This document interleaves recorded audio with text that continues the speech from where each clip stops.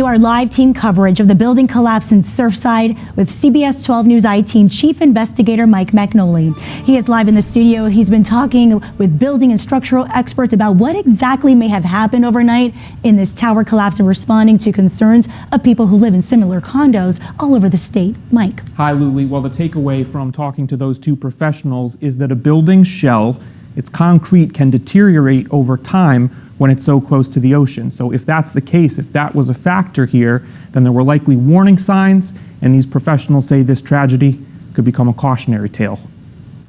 Now, one of the problems that we see with buildings facing east on the ocean up and down Florida is the weathering and the condition of the degradation of this concrete, and you get spalling. So Gregg Schlesinger is an attorney and a general contractor. He began his career for Frank J Rooney, a legacy company in Florida construction. They built many high-rise condos. Schlesinger says what happened in Surfside, the partial collapse, may have come on the heels of many clues. Buildings speak to people. The CBS12 News I-Team has put in a public records request with the city of Surfside. We're looking for the most recent inspection reports. Also, Miami-Dade County. Now, those could provide further details, but in the meantime, Schlesinger says some of the pictures are already telling us a lot about what happened. Absent what's reporting, just from reviewing the photographs, it appears to me that we have a failure in the post-tension cables that were utilized for tensioning the steel, and potentially any rebar in the joists and or any welded wire mesh. In other words, those reinforcements inside load-bearing walls and floors gave out.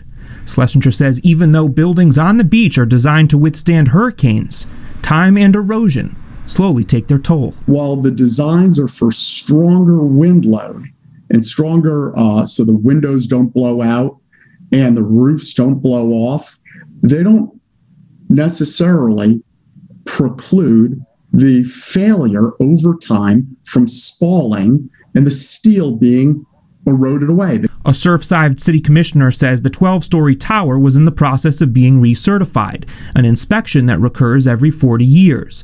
But that process can take up to a year, and one expert we spoke to says it can create conflict.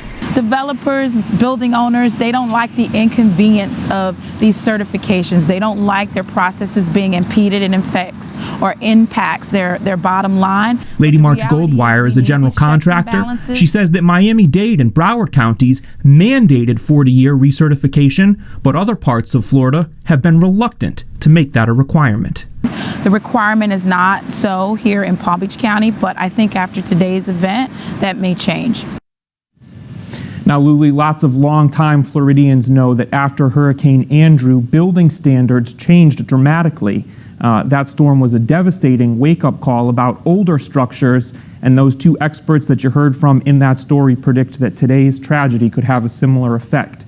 And Luli, this just in, while that story was airing, got a response here from the town clerk of Surfside, who's responding to our request for information about the latest reports. It says here that this is to acknowledge receipt of your public records request due to this devastating tragic event.